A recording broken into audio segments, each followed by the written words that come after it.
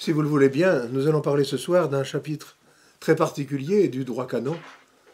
Il y en a parmi vous qui vont peut-être se sentir visés.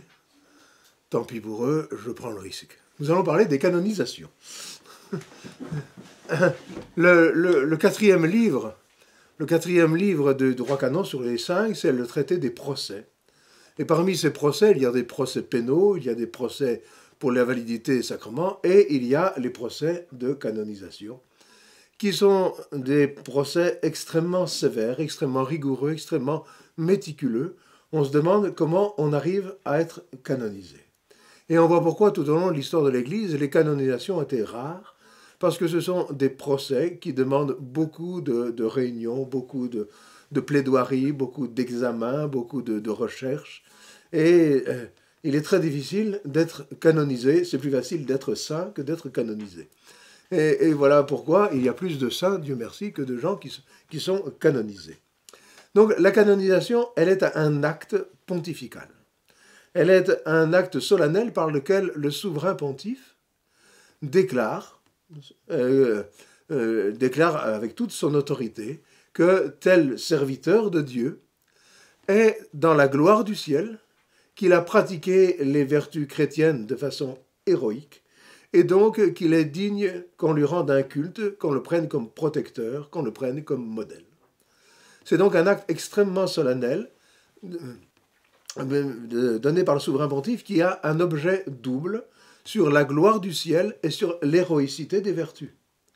Et tout le procès de canonisation va être double. Une partie sera sur la gloire du ciel, ça sera l'examen des miracles que le saint a fait non pas de son vivant, mais qu'il a fait après sa mort. Et ça sera l'examen des vertus qu'il a pratiquées de son vivant, pour savoir si ces vertus, il les a pratiquées de façon héroïque. Et donc, il y a toujours ces deux éléments, les vertus, les miracles, les vertus, les miracles. C'est un peu deux procès qui procèdent en parallèle, et parce qu'il faut établir les deux choses. Si les deux choses ne peuvent pas être établies, eh bien, il n'y a pas de canonisation. Alors, la première chose qu'il faut voir, ce que l'Église a toujours professé, et ce que les papes professent dans les bulles de canonisation, c'est qu'une canonisation est un acte infaillible. C'est un acte infaillible de l'Église, un acte infaillible du pape, qui ne peut pas se tromper quand il canonise un saint. C'est là quelque chose d'impossible. Le pape Benoît XIV dit que cela relève de la foi, et que celui qui viendrait à nier cette infaillibilité sera en train de nier quelque chose qui est au moins très proche de la foi. Donc c'est un acte infaillible parce qu'il est impossible qu'un pape donne comme modèle quelqu'un qui n'est pas un modèle, donne comme intercesseur quelqu'un qui n'est pas au ciel, qu'il fasse rendre un culte public et pour autant obligatoire à quelqu'un qui ne mérite pas ce culte. C'est donc un acte infaillible, et saint Thomas d'Aquin, d'ailleurs, rattache cet acte infaillible à la foi, encore plus directement à la foi, en disant que ça fait partie de l'objet premier de l'autorité de l'Église et du magistère de l'Église, d'établir ces choses-là dans la foi. Voici ce qu'il écrit. La canonisation des saints, il dit d'abord, il est impossible que l'Église et le pape se trompent en matière de foi, mais que cela est possible dans les sentences qui concernent des faits particuliers à cause des faux témoins. Il dit, voilà, on est d'un côté la foi, l'Église est infaillible, de l'autre côté, dans des procès particuliers, il peut y avoir des erreurs, il peut y avoir des faux témoins. Alors il dit, la canonisation des saints est entre les deux. Parce que l'honneur que nous rendons aux saints est une certaine profession de foi, par laquelle nous croyons en la gloire des saints, on doit croire avec piété qu'en cette matière, là aussi, le jugement de l'Église ne peut être faux. Parce que l'hommage que nous rendons aux saints et que nous rendons à tel saint particulier, eh bien, cela relève de la foi. C'est une profession de la foi catholique. Donc, la canonisation des saints est un acte infaillible. Nous sommes assurés que saint Pidis est au ciel, que saint Thomas d'Aquin est au ciel, que je ne sais pas quoi, moi, saint Pierre Nolasque est au ciel. Nous sommes assurés, c'est là un acte infaillible. Et dans les actes pontificaux, dans les bulles de canonisation, les papes disent bien qu'ils font là un acte définitif, c'est un acte qui est inspiré comme dit saint Thomas, per instinctum spiritus sancti, par l'inspiration de l'Esprit Saint. Cet acte est infaillible, et pourtant, l'Église ne s'y lance pas à la légère. On pourrait dire c'est un acte infaillible, mais il suffit d'avoir une idée par la nuit, le matin on se réveille en disant « je proclame telle personne sainte ». Non. Même dans les choses de la foi, directement de la foi, des dogmes, l'Église utilise tous les moyens humains de l'Inquisition, du raisonnement théologique, du recours au Père, de la connaissance de la Sainte Écriture pour établir la vérité. Et ensuite, elle la proclame infailliblement. Elle la proclame infailliblement. Son infaillibilité ne vient pas des études qu'on a faites, mais elle vient de l'autorité même de Jésus-Christ. Mais l'honnêteté de l'Église vient de ses études, et aucun pape ne se lancerait sans avoir fait cela, parce qu'il veut être assuré de parler au nom de notre Seigneur Jésus-Christ. Donc c'est là le premier point qu'il faut établir, parce que c'est un point qui est nié, qui a été nié généralement par les esprits un peu larges et un peu modernistes, et maintenant qui est nié par les tradis qui gardent la tête dans le sable et qui ne veulent pas voir la vérité en face, et qu'on a canonisé des gens qui ne sont peut-être pas très dignes de la gloire du ciel, et que ces canonisations sont incompatibles avec l'autorité pontificale. Comme je vous disais, les procès, c'est quelque chose de très long. Il y a 3 phases principales. Il y a le procès de l'ordinaire. La canonisation des saints est quelque chose qui est absolument réservé au souverain pontife. Mais il y a d'abord, quand une personne meurt en renom de sainteté, qu'elle a accompli des miracles, qu'elle a fait un apostolat absolument extraordinaire, un renom de sainteté, qu'on a un saint curé d'Ars ou un saint Jean Bosco, un renom de sainteté extraordinaire, eh bien, il revient à l'évêque du diocèse où celui qui a un renom de sainteté est mort, d'instruire un procès. Un procès diocésain qui n'a qu'une valeur informative, mais qui est très précieux pour recueillir les témoignages de gens qui ont connu le saint, qui étaient sur place, qui ont connu le saint, et qui, souvent, sont des gens âgés, qui l'ont connu dans sa jeunesse, et qu'il faut ne pas perdre, il faut recueillir ces témoignages, qui ne vont pas durer des années et des années, il faut les recueillir avec tout le soin, sous serment, devant une commission épiscopale ou de l'évêque lui-même, avec des assesseurs, pour pouvoir recueillir tous ces éléments-là. Et l'évêque doit faire un double procès pour dire d'abord qu'il y a vraiment un renom de sainteté, et que ce renom de sainteté est fondé sur des témoignages sérieux, qu'il est fondé sur des faits qui sont établis. Ce n'est pas un vague renom de sainteté, en disant un tel c'est un saint homme, ça ne suffit pas, surtout pour une femme. Il faut que ce soit un véritable renom de sainteté. Et la deuxième chose que l'évêque doit examiner, c'est qu'aucun culte n'est rendu à cette personne, aucun culte public. Car un culte public rendu à un homme avant la canonisation, au moins avant la béatification, vient arrêter ipso facto tout procès. L'Église ne veut pas se mettre à la remorque d'une vox populi qui n'est pas toujours la vox dei. Quand il y a un renom de sainteté, elle veut établir aussi qu'il n'y a pas de culte. Qu'on vénère telle personne, qu'on vénère la mémoire de telle personne, qu'on est persuadé que cette personne est très sainte, mais on n'est pas en train de lui rendre des hommages, de le mettre sur l'autel dans l'église, d'encenser son image, elle ne veut pas. Parce que cela pourrait complètement fausser les procès, et surtout cela viendrait cacher que c'est un acte de l'autorité de l'Église. C'est un acte de l'autorité. Alors les choses, les gens qui crient subito santo et compagnie, comme à Rome on fait facilement, bon, ça amuse les Romains, mais ça n'a aucune valeur. La seule chose que ça risque de faire, c'est d'entraver le procès, et même d'annuler toute la procédure. Et puis ensuite, il y a un procès. Le procès est déféré au Saint-Siège, qui va faire d'abord un procès, qui va reprendre le procès épiscopal, et donc il va se transporter sur place, là où le saint a vécu, là où le saint est mort, pour recueillir les témoignages, pour faire un procès informatif, Et puis ensuite, eh bien, ce procès informatif est présenté au Saint-Père, et le pape eh bien, décide la continuation du procès ou pas. C'est lui qui est le maître absolu. Il est connu que dans le procès de canonisation de Saint Pie X, Pie XII a poussé lui-même que les cardinaux, que les avocats, que personne ne voulait canoniser Saint Pie X, ou quasiment personne, en disant c'est un très saint homme, etc., très pieux, très beau, mais alors condamné avec autant de méchanceté, le modernisme, etc., non, c'est pas possible. Et Pie XII a mis tout le temps son poids dans la balance. Je ne sais plus quel cardinal lui disait, mais très Saint-Père, il manque une voix pour que le procès puisse continuer. Pie XII a dit, bah, la voix, je mets la mienne, et ça continue. Donc, c'est le pape qui devient le maître d'œuvre, même parfois contre l'avis des consulteurs, parce que c'est un acte qui relèvera de son autorité à lui. Et non pas des gens qui travaillent, et qui travaillent sérieusement à la préparation. Alors, il y a donc beaucoup de gens qui vont travailler dans ces procès. Je ne vais pas reprendre toute la procédure pas par pas, parce que c'est extrêmement complexe, c'est long, mais je suis plutôt un canoniste qui s'appelle Jean Bart, qui prend des petites carottes, par-ci, par-là, sur les choses qui peuvent intéresser. D'abord, donc, il nous parle des personnes qui jouent un rôle dans les procès. Qui fait quoi? Et la première chose qui va vous étonner, parce que vous allez être concerné, tout fidèle peut demander qu'une cause soit instruite. Et si sa requête est admise, en promouvoir l'exécution.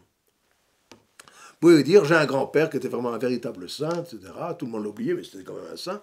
Et voilà, ben, je demande que sa cause soit introduite. Bon, si on n'avait que ça à dire, je pense que c'était un saint, ça s'arrêtera là. Mais en soi, un baptisé peut demander l'instruction d'une cause pour la canonisation d'un saint. Ce n'est pas la peine d'être un ordre religieux, d'être un cardinal. C'est quelque chose qui relève du baptême. Ensuite, une cause, quand elle est acceptée, elle requiert un postulant. Un postulant, c'est quelqu'un qui prend le projet à charge et qui le fait avancer. Qui fait avancer les dossiers, qui va provoquer les réunions, qui va faire venir les experts, c'est un postulant ou postulateur de la cause. Donc, c'est vraiment celui qui fait le procès, qui fait avancer le procès. Les cardinaux passent, et puis ce sont des commissions éphémères, 2 jours, 3 jours. Voilà, les médecins. Le postulateur, lui, c'est son travail principal, il n'arrête pas. Donc, le postulateur, c'est vraiment la cheville ouvrière d'un procès de canonisation. Et puis, il y a un cardinal qu'on appelle le cardinal ponent, le cardinal ponent, qui est le cardinal qui patronne, qui ne va pas faire le procès, qui ne va pas travailler de matin au soir au procès, mais qui patronne le procès. Tout va se passer sous son patronage. C'est lui qui va assurer la présentation du procès au souverain pontife. Et puis, il y a un personnage très important, peut-être le plus important du procès, c'est le promoteur de la foi. Vous allez dire, mais qui c'est ce promoteur de la foi? C'est l'avocat du diable. Celui qu'on appelle familièrement l'avocat du diable, il est le promoteur de la foi, comme il s'agit de déterminer une vérité qui sera proclamée en rapport très étroit avec la foi catholique.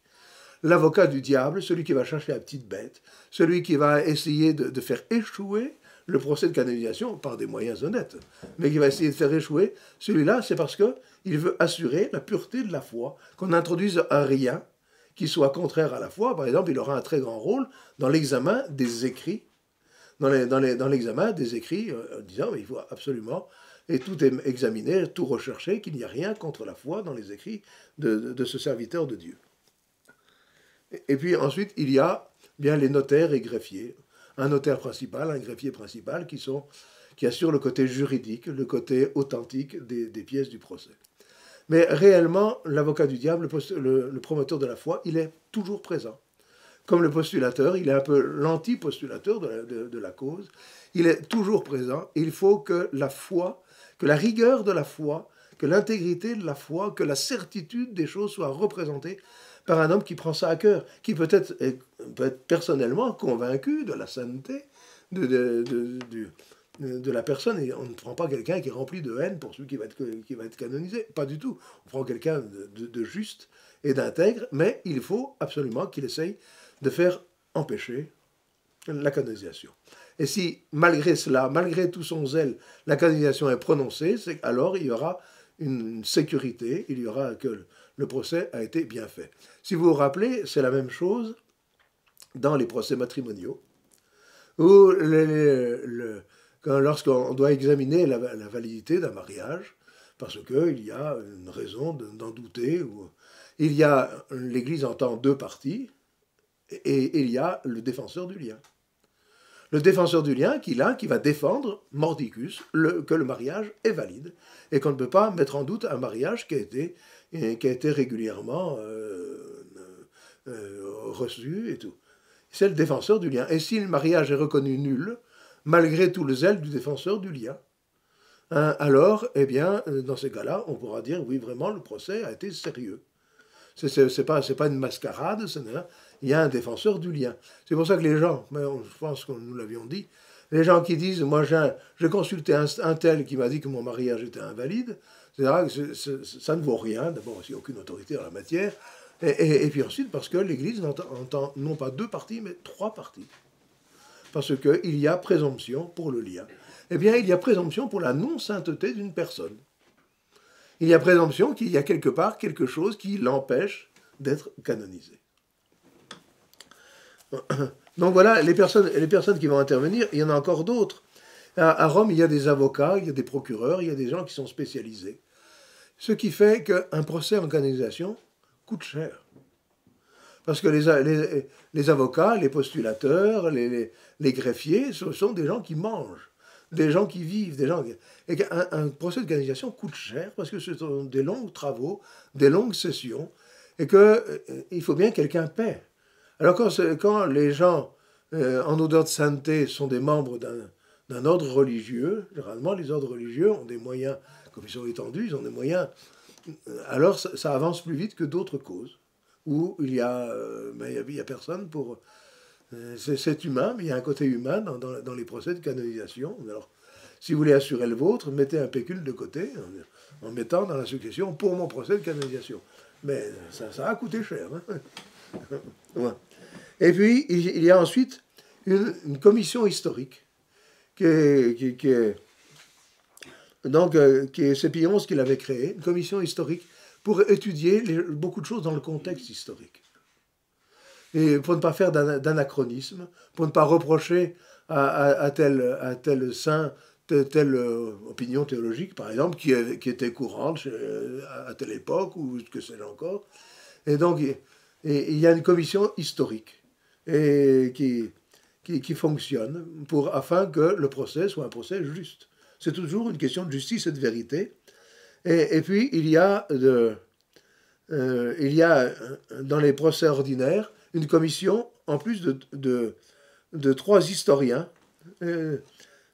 qui viendront déposer, trois membres compétents en histoire, qui viendront déposer ce qu'ils auront appris dans les documents. Que tout soit resitué dans son contexte, et ainsi de suite, et que le procès ait lieu en toute vérité. Donc il y a beaucoup de personnel, ça c'est le personnel fixe, si l'on peut dire, et puis ensuite il va y avoir les témoins qu'il faut faire venir, qu'il faut faire déposer, il va y avoir les experts pour déterminer si les miracles qui ont été retenus pour faire avancer la cause sont bien des véritables miracles, et il faut du temps pour qu'un miracle soit établi, il faut beaucoup d'experts, et puis il faut du temps après pour être sûr que la maladie ne revient pas au bout de 5 minutes, que c'était une simple rémission, et il faut beaucoup de choses, et alors et puis au-dessus, bien, en définitive, il faut le pape qui va assurer, dès que le procès est à Rome, qui va présider quelques sessions et qui finalement prononcera la canonisation. Donc, ensuite, quelles sont les preuves requises dans un procès de canonisation? Donc, les procès de canonisation sont les procès les plus exigeants que l'Église, et on peut dire que l'humanité, prend. C'est vraiment les procès les plus exigeants. On cite l'histoire, je ne sais pas quelle est l'origine, le cardinal président de la Sacrée Congrégation des Rites, qui est la congrégation qui est chargée des canonisations, avait fait visiter à un juif de Rome les bureaux. Et ce juif de Rome avait plus ou moins avec l'assentiment du cardinal, mais j'avais feuilleté des dossiers de canalisation, etc. Et il avait dit au cardinal, mais c'est quand même extraordinaire, je comprends que l'Église canonise, ces gens-là sont tous des gens extraordinaires. Vraiment. Et le cardinal lui dit, mais attendez là, vous êtes dans le rayon des procès qui ont été arrêtés, qui ont été refusés. Les procès qui ont abouti, c'est autre chose que ça. Et on dit que ce juif s'est converti. En disant, mais c'est pas possible. Ces gens-là ne sont pas canonisés. Alors qu'est-ce que ça doit être les autres? Donc ce sont les procès les plus sévères, les plus minutieux.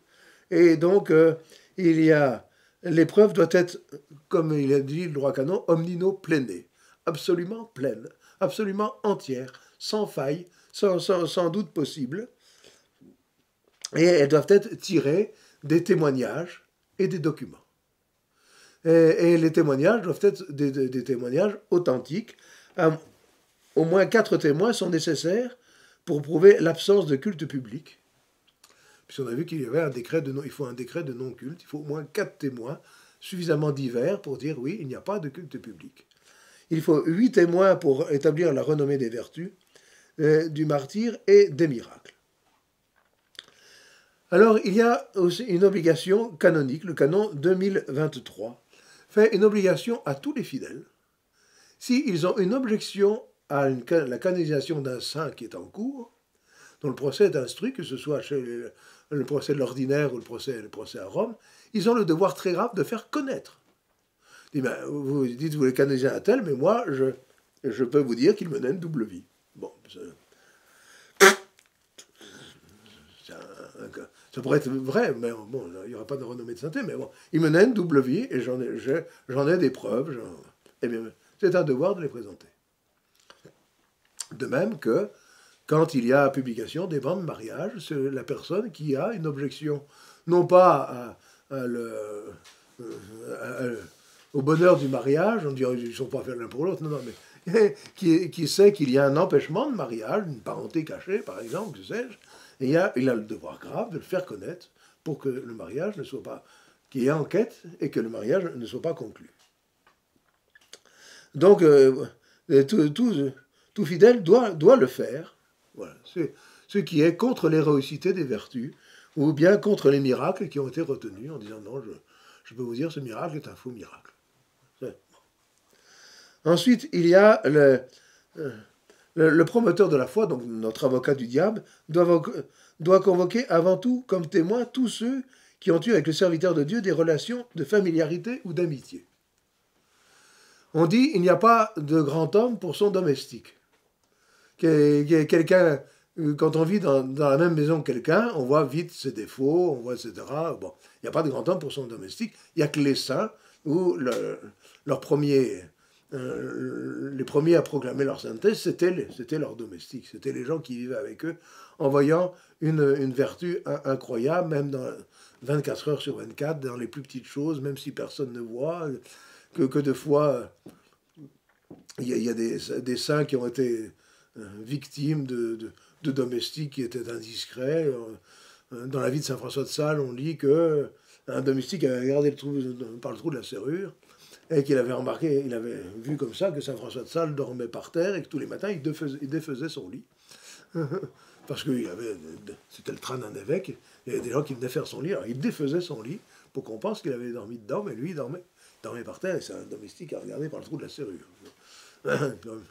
Voilà, donc le promoteur de la foi, l'avocat du diable, doit d'abord convoquer ceux qui sont le plus à même de venir faire échouer le procès de canonisation. Ensuite, il y a des gens qui ne sont pas admis comme témoins. D'abord, évidemment, le confesseur. Le confesseur n'est pas admis comme témoin. Un confesseur n'est jamais admis comme témoin dans rien.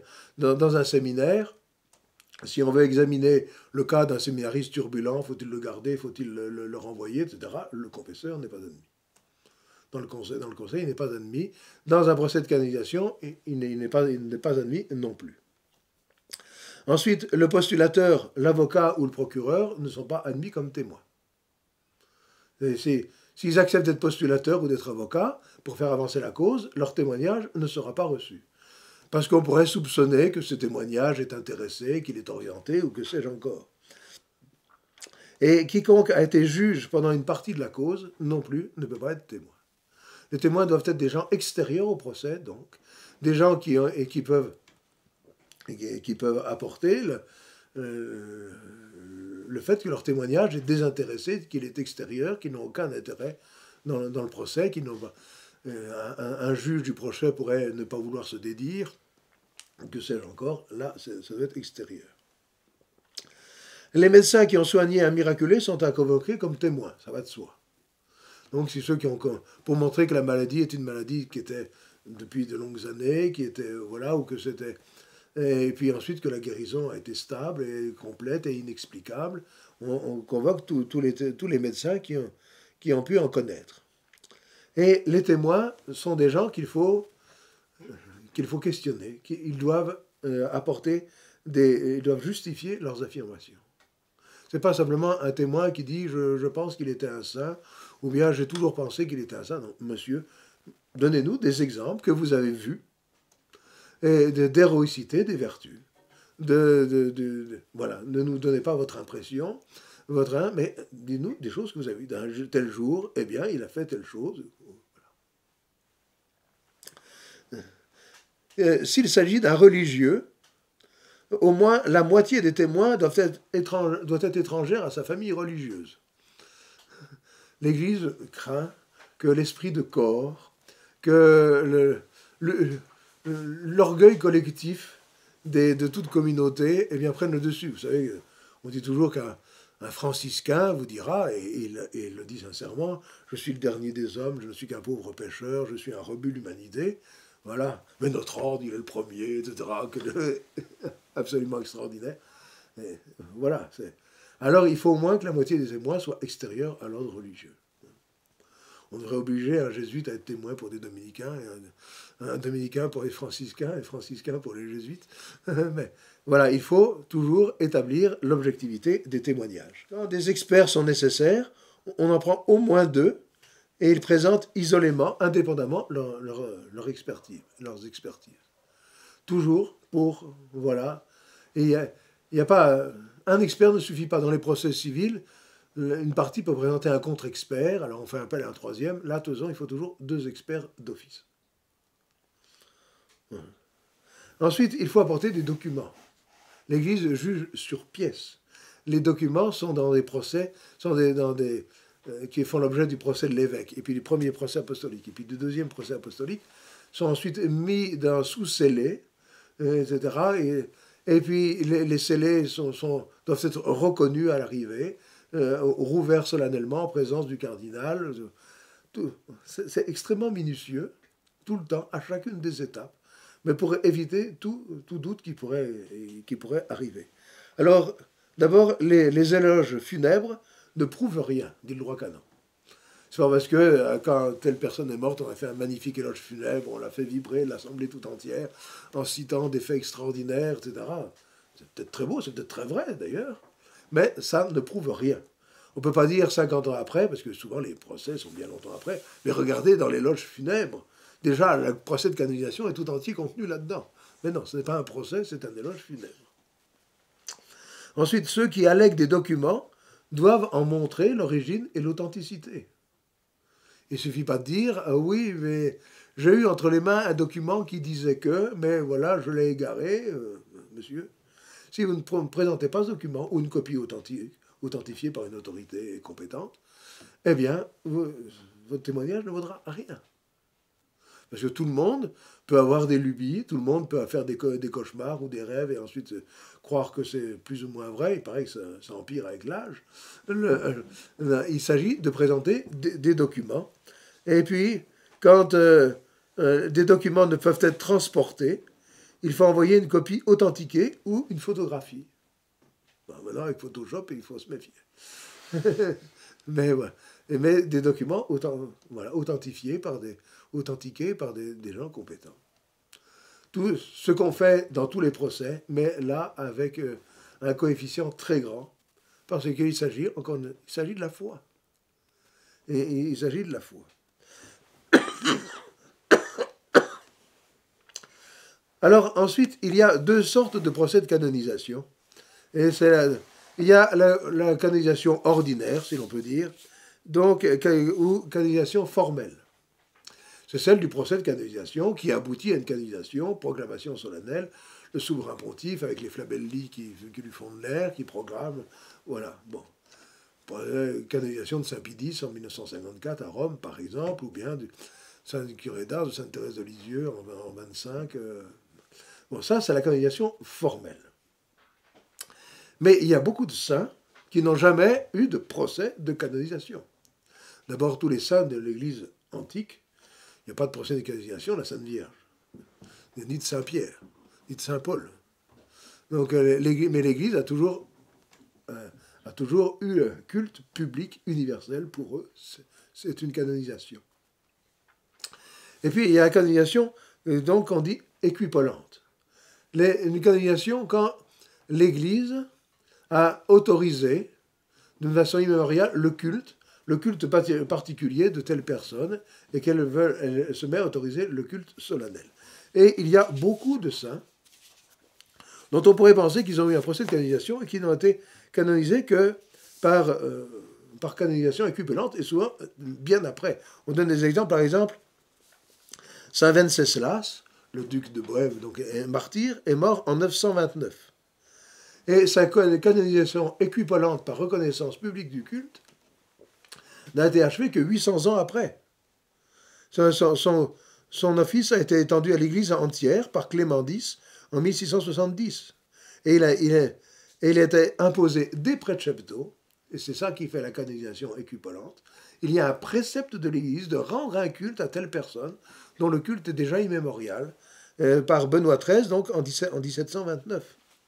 C'est-à-dire exactement 800 ans après sa mort.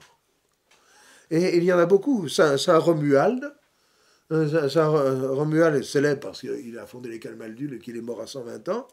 Donc il est mort en 1027, et la canonisation équipolante, c'est en 1466, plus de 400 ans après sa mort. Parce qu'on a retrouvé d'abord, on a autorisé le culte chez les Calmaldules, parce qu'on avait retrouvé 5 ans après sa mort son corps intact. Et puis, ensuite, on a retrouvé au XVIe siècle, on a retrouvé son corps encore parfaitement conservé. Non, c'est au XVe siècle, pardon. Et beaucoup de miracles, alors le culte a été autorisé.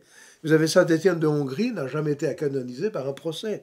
Saint Grégoire VII, le pape qui est honni par tous les gallicans et autres, n'a jamais eu de procès de canonisation, mais son culte a été autorisé.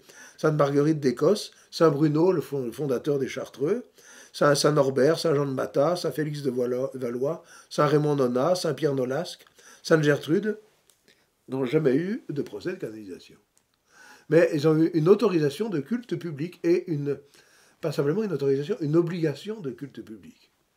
L'Église condamnant ceux qui refusaient de lui rendre, ou le principe de lui rendre un culte public. On n'est pas obligé de rendre un culte spécial, personnel à chacun des saints. Et puis, il y a eu des canonisations ou béatifications équipolantes. Parce que le cas le plus célèbre, c'est celui de Charlemagne. Charlemagne a été canonisé par un antipape. Ça fait pas très sérieux. Donc, il n'est pas ça. Il n'est pas ça, sa canonisation, elle le veut. Mais l'Église a autorisé son culte dans des diocèses d'Allemagne ou de l'Est de la France. Et cette autorisation d'un culte dans certains diocèses, non pas universelle, mais dans certains diocèses, cette autorisation est une béatification. Charlemagne est aux yeux de l'Église un bienheureux. Vous avez des cas un peu analogues. Saint-Simon de Trente. Vous savez, c'est un jeune enfant de 2 ans et demi qui a été crucifié le vendredi saint en 1475 à Trente, dans le Tyrol, le Trente du Concile de Trente, crucifié par des Juifs. Eh bien, il a été inscrit au martyrologe, mais ce n'est pas une canonisation, l'inscription au martyrologe. Et c'est 7 ans après, en 1588, que le culte de Saint-Simon de Trente a été autorisé dans le diocèse de Trente. Et donc, c'est une béatification équipolante. Et vous avez d'autres cas, par exemple, il y a bienheureux André d'Innsbruck, crucifié par des Juifs en 1462. Saint Jeannet, un jeune enfant égorgé par les Juifs à Cologne, et qui est aussi honoré dans le diocèse. Et, il y a un exemple beaucoup plus ancien, celui de Saint Quiricus, qui est martyr à Tars en Cilicie, en même temps que sa mère, Sainte Julite. Il est inscrit au martyrologe le 16 juin, et là, il est réellement canonisé. Et parce qu'on a établi qu'il avait eu l'âge de raison, peut-être de façon miraculeuse, mais l'âge de raison, et que son martyr a été un martyr vraiment formel, qu'il l'a accepté. Et qu'il a accepté, il avait 3 ans. Il avait 3 ans.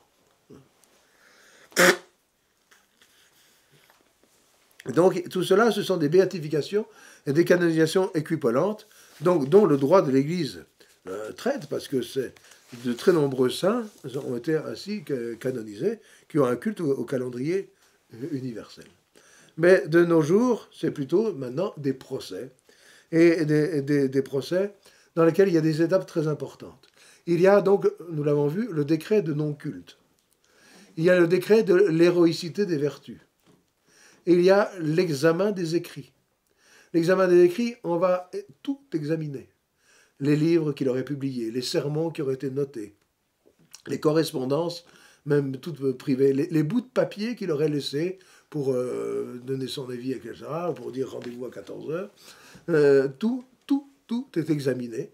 Et si pendant le cours du procès, on découvre un nouveau manuscrit, ou un nouveau livre, ou que, voilà, le procès s'arrête le temps que ces écrits soient examinés. Car évidemment, la première chose à laquelle l'Église fait attention dans ces procès, c'est la foi. Le fondement de la vie chrétienne, la première appartenance à l'Église, c'est par la foi, par la vertu théologale de foi. Et donc, on ne peut pas faire abstraction de cela, et encore, on ne peut pas, encore moins, donner comme exemple à suivre quelqu'un qui n'aurait pas professé la foi catholique, qui n'aurait pas eu l'intégrité de la foi. Et donc, il y a cet examen donc de l'orthodoxie, qui est un examen très minutieux, avec de nombreux consulteurs qui doivent lire, qui doivent de manière indépendante les uns des autres donner leur avis, motiver leur avis de façon extrêmement... voilà, ils vont passer des jours, des heures, des minutes, des années, des décennies parfois sur les écrits d'un saint. Il y a des saints qui ont beaucoup écrit. Vous prenez un saint Alphonse de Ligorie, c'est un homme qui a beaucoup écrit, mais tout a été examiné. Tout. Et, voilà. Et quand donc cet examen est fini, eh bien, la personne est déclarée vénérable. Il faut prendre garde au terme de vénérable, il a un sens canonique que depuis le 19e siècle, depuis la fin du 19e siècle, je crois que c'est Léon XIII qui lui a donné un sens canonique. Avant, le terme de vénérable était un terme plutôt élastique. Alors quand on vient vous dire « Ah oui, mais c'est établi telle chose », prenons un exemple au hasard, telle interprétation de l'Apocalypse est fondée sur les écrits du vénérable Barthélemy Holzhauser, c'est peut-être un homme extrêmement vénérable, voilà, mais il ne faut pas être dupe sur le titre vénérable, il n'y a pas eu d'examen des écrits, de l'orthodoxie des écrits. Et donc le titre de vénérable n'est pas du tout un titre canonique, c'est un titre de courtoisie que l'Église admet, mais depuis Léon XIII, c'est fini. Pour avoir le titre de vénérable, il faut que c'est l'examen des écrits, qui est déjà dans le procès apostolique. L'examen des écrits est rendu une sentence favorable. Ce saint n'a rien écrit contre la foi, bien au contraire, ses œuvres sont remplies de la foi. Voilà. Donc, c'est à partir de ce moment-là, eh bien que on est nommé vénérable, et alors peut s'ouvrir le premier procès, qui est un procès de béatification.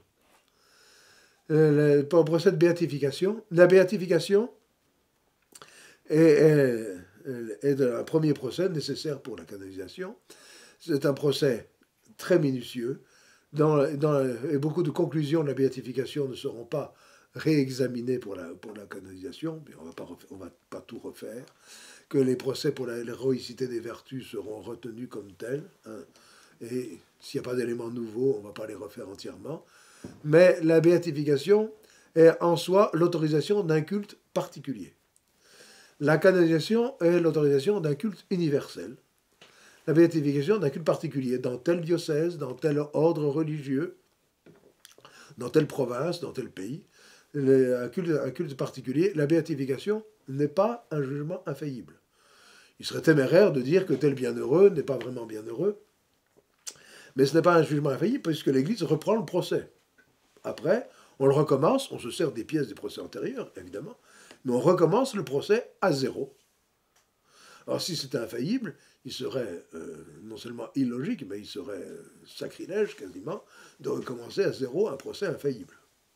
Donc la béatification n'est pas un jugement infaillible, mais évidemment, il y aurait beaucoup de témérité à ne pas reconnaître comme bienheureux quelqu'un qui a été béatifié par l'Église. Et donc, le premier procès, c'est le procès de béatification. Quand on a bien réuni toutes les pièces du procès sur les écrits, les vertus, le non-culte, les reconnaissances de miracles, parce qu'il y a, pour la béatification, il faut reconnaître 2 miracles accomplis après la mort, qui ont été établis avec une grande... qui ont été établis donc avec une grande minutie, 2 miracles au moins. Il y a des saints qui ont eu beaucoup de miracles. Je ne sais plus, j'ai quelque part certains chiffres, beaucoup de miracles pour la candidature des saints.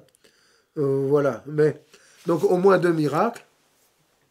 Alors il y a un décret des tuto. Tuto, ça veut dire sûr. On peut sûrement procéder à la béatification. Alors on entame la phase de préparer une béatification, etc. Et une fois la béatification établie, faite, prononcée par le souverain pontife, parce que c'est un acte du souverain pontife, pas un acte définitif, mais c'est un acte du souverain pontife, alors, eh bien, on peut entamer le procès de canonisation, pour lequel il faut des nouveaux miracles. Un nouvel examen, donc, des miracles, c'est-à-dire examen de la présence au ciel, parce que c'est ça que fait l'examen des miracles. C'est ce que le bon Dieu est en train de nous dire par les miracles qu'il fait faire par tel saint, enfin par telle personne en renom de sainteté, qu'il est vraiment présent au ciel. Il faut donc que le lien avec le saint soit établi par des témoignages irréfragables ou scientifiquement. C'est quand on a donné la relique de tel saint, enfin de telle personne, que la guérison est arrivée tout de suite ou à la suite d'une neuvaine. Il faut que le lien soit établi. Et donc, alors, eh bien, on va pouvoir aller vers le procès de canonisation, qui donc aura aussi 2 volets toujours, avec des réunions cardinaux, des réunions chez le pape, des réunions d'experts pour l'héroïcité des vertus et pour la présence au ciel, c'est-à-dire pour l'examen des miracles. Et le pape, quand il veut, c'est lui qui décide à la fin. Il peut passer par-dessus certaines difficultés, certaines difficultés de procédure, ou s'il le veut. Il peut arrêter un procès qui semblait en bonne voie, il peut... Et voilà, eh bien, il prononce lui-même la canonisation d'un saint. Et donc, le Code de droit canon établit tout cela avec des règles qui viennent, les règles modernes viennent du pape Benoît XIV. Plus exactement, c'était avant même d'être pape qu'il avait écrit un traité de la canonisation des saints, mais qu'il a mis en œuvre. Benoît XIV est au milieu du XVIIIe siècle. Et donc, le grand traité de la canonisation des saints, qui a été repris en bonne part dans le droit canon, c'est donc le traité de Benoît XIV, qui dirige tous les procès modernes avec toutes leurs exigences. Ça veut dire que pendant tous ces procès, c'est le silence absolu. Les procès sont sous secret. Les procès sont sous secret, le secret du Saint-Office, quelqu'un qui viendrait révéler telle chose, etc., ce serait passible de peine de l'Église, d'excommunication. Tout ça, c'est secret pour éviter les influences, pour éviter les fuites, pour éviter qu'on se retrouve avec que des personnes fassent un procès parce que telle chose, leur maladie a été révélée. Alors quand il y a un procès pour la guérison, par exemple, que sais-je encore, tout ça est sous le secret absolu. Les juges, les experts sont indépendants les uns des autres et ne se connaissent pas entre eux, ou du moins ne savent pas qu'ils sont experts. Ils ne peuvent pas dire qu'ils sont des experts dans telle chose. Ils ne peuvent pas le dire. Il n'y a que le postulateur, l'avocat du diable, le cardinal Ponant, qui sont, eux, connus publiquement, parce qu'on sait que le procès avance. Mais on n'en sait pas beaucoup plus, parce que tout cela, c'est sous secret. Et donc, tout ça fait que le jugement est humainement assuré, et il est divinement assuré, parce que c'est un jugement qui est prononcé par le pape dans la plénitude de son pouvoir.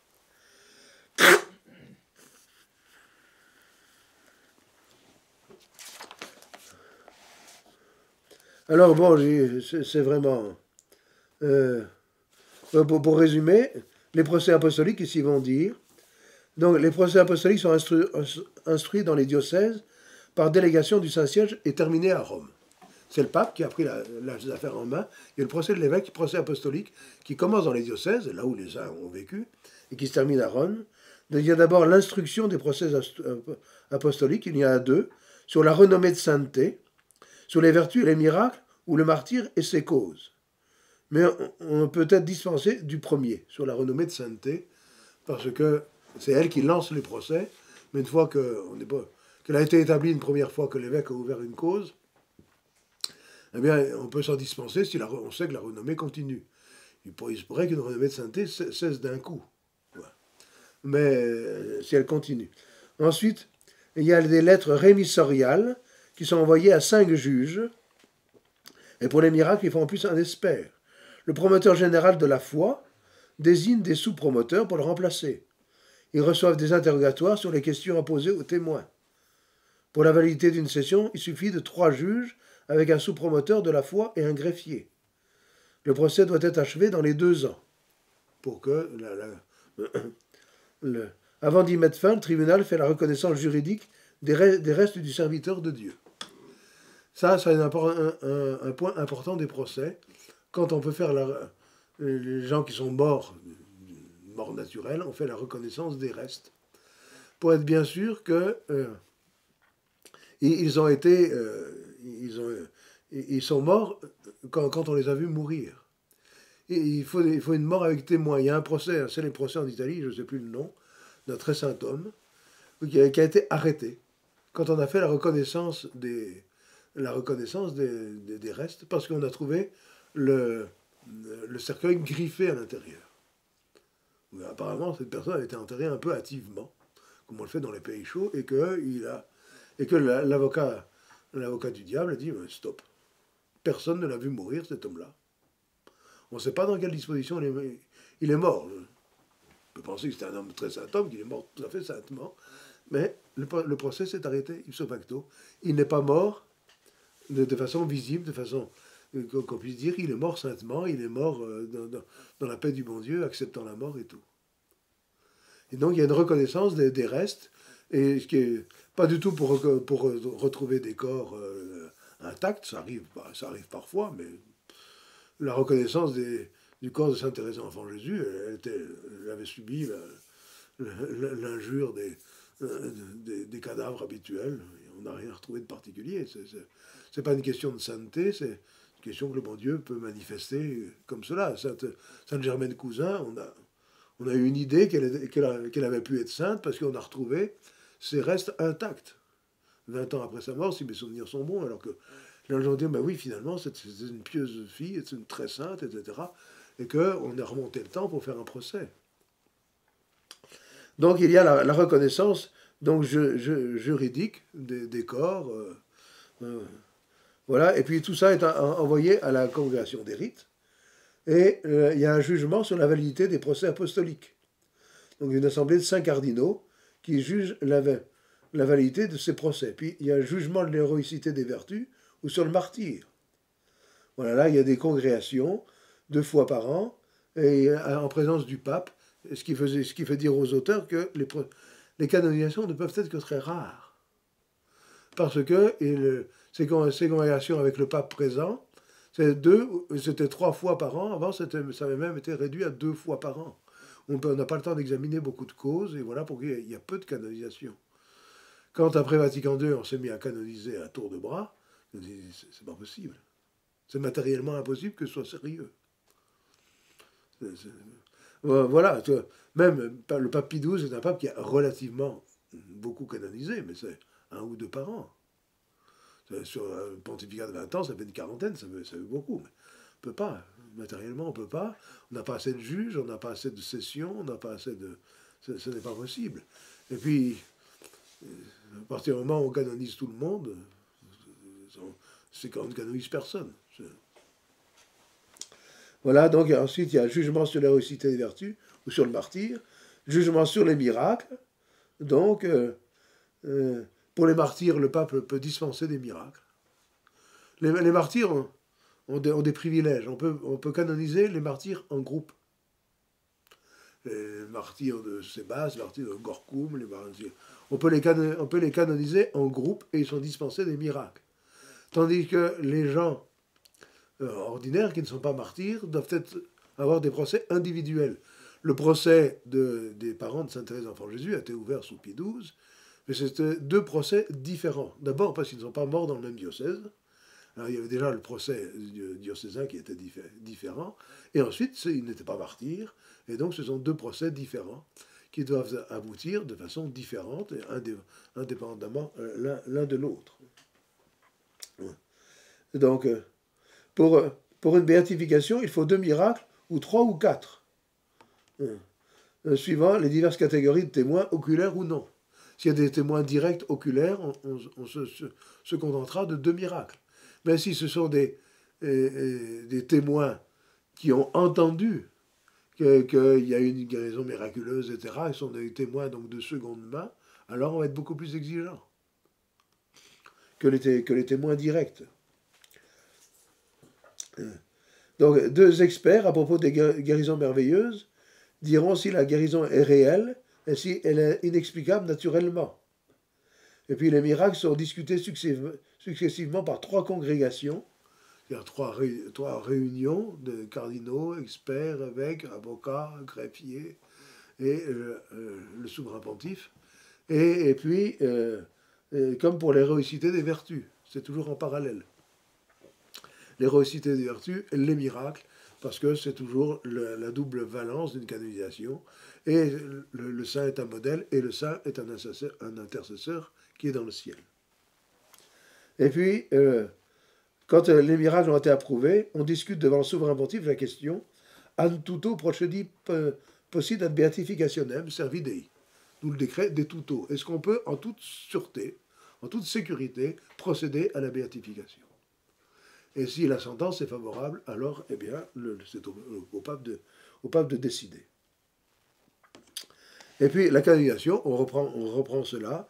C'est une reprise de la cause, et de nouveaux procès s'y déroulent, à moins que le pape en dispense, il est maître de l'affaire, parce que les procès de la béatification ont été très complets, parce que les témoins ont disparu depuis. Donc, c'est pas la peine de reprendre. On peut reprendre aussi des procès antérieurs. Le procès de Sainte Jeanne d'Arc, procès de canonisation, il n'y a pas eu de témoin oculaire, et pour cause, évidemment, mais il y avait le procès de réhabilitation, qui était un véritable procès ecclésiastique, et donc il y avait, avec des témoins sous serment, on a pu établir l'héroïcité des vertus, et ainsi de suite. Il y a des procès des saints qui ont été canonisés très longtemps après leur mort. Saint Louis-Marie et Léon de Montfort est mort en 1716, si mes souvenirs sont bons, et a été canonisé en 1947. Donc, alors évidemment, il n'y a plus de témoins oculaires, il n'y a plus de...